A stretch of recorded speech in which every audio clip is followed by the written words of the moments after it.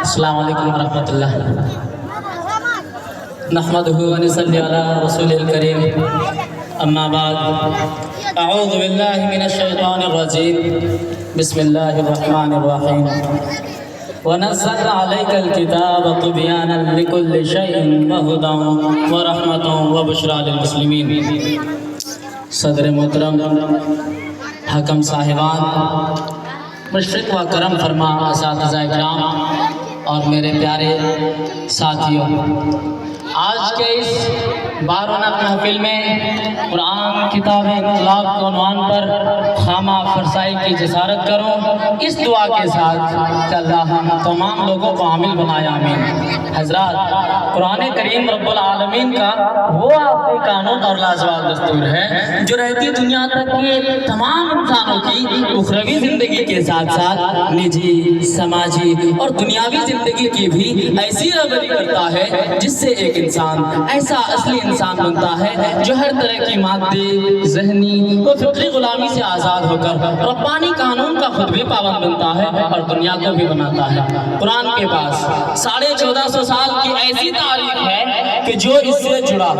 اس کے قانون کو اپنی زندگی میں اتارا، اس کے دل کی دنیا بدل گئی اور وہ مادیت اور خودغرضی والی دنیا کی پرواہ کیے بغیر اپنے آپ کو ایسا مضبوط پایا کہ دنیا کی طاقتیں اس کے سامنے سرنگوں ہو گئی۔ جی ہاں، آج بھی اس نازک حالات میں قرآن کریم امت مسلمہ کے لیے کافی واشافی ہے اگر ہم اس کو کتاب ہدایت کے روپ میں قبول کریں اور زندگی اس کے بنائے ہوئے قانون پر لائیں تو انقلاب اور ترقی سے دنیا کی کوئی طاقت روک نہیں سکتی۔ وَأَنْتُمُ الْأَعْلَوْنَ إِن كُنتُم مُؤْمِنِينَ۔ قرآن کے اسی روپ میں اللہ نے وَنَزَّلْنَا عَلَيْكَ الْكِتَابَ طِبْيَانًا لِكُلِّ شَيْءٍ وَهُدًى وَرَحْمَةً وَبُشْرَىٰ لِلْمُسْلِمِينَ میں بیان کیا کہ یہ کتاب ہر چیز کو کھول کھول کر بیان کرنے والی ہے اور یہ ہدایت ہے اور رحمت ہے، اور اسی کو پیارے رسول صلی اللہ علیہ وسلم نے اپنے فرمان عالی کے ذریعے واضح کیا، ان اللہ یرفع بهذا الكتاب اقواما ويضع به آخرین، کہ اللہ اس کتاب کے ذریعے ایک قوم کو بلند کرتا ہے،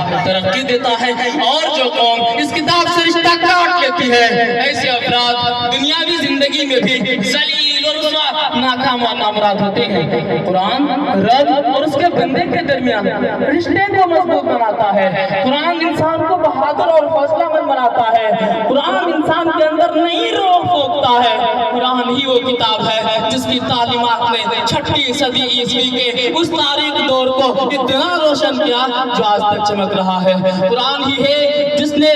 ضدی اور اچٹ قوم کو انسان بنایا، قرآن ہی ہے جس نے قاتلوں اور محزنوں کو انسان کے جان و مال اور عزت و آبرو کا محافظ بنا دیا۔ جی ہاں، قرآن ہی ہے جس نے انسانیت کے ہر طبقہ کو عزت سے جینا سکھایا، سماج میں چھوٹ سمجھے جانے والی عورت کو عزت و سربلندی کی معراج کرائی۔ قرآن عدل و انصاف پر مبنی سماج کی بنیاد رکھتا ہے، لیکن افسوس کہ مسلمانوں نے اسے کتاب انقلاب اور ہدایت کے طور پر نہیں لیا، ہم نے صرف اسے برکت کی چیز سمجھی اور یوں دن بدن قرآن سے دور ہوتے چلے گئے۔ نتیجہ ہمارے سامنے ہے، زندگی کی ہر ریس میں پیچھے ہیں، دولت کے پیچھے پڑے ہیں لیکن وہ بھی مل نہیں پا رہی ہے۔ آؤ جوانوں، بزرگوں، ماؤں اور بہنوں، قرآن کو اپنی زندگی کا حصہ بناؤ، آج بھی دنیا تمہاری قیادت کے منتظر ہے۔ اللہ ہمیں عمل کی توفیق دے، آمین۔ وما علینا الا البلاغ، والسلام علیکم ورحمۃ اللہ وبرکاتہ۔